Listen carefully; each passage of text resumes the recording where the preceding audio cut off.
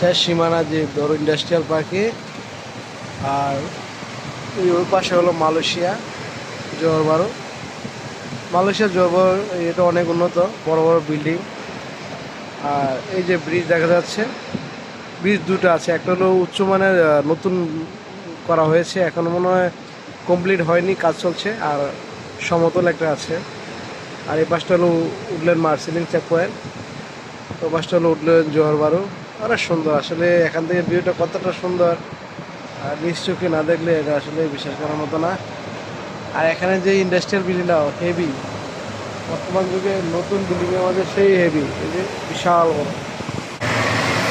আর এই যে industrial building ওঠার জন্য যে র্যাম্পটা, এই র্যাম্পটাতে বিশাল বড় বড় বাস, কন্টেনার বা এই গাড়িগুলো সব আসতে পারে।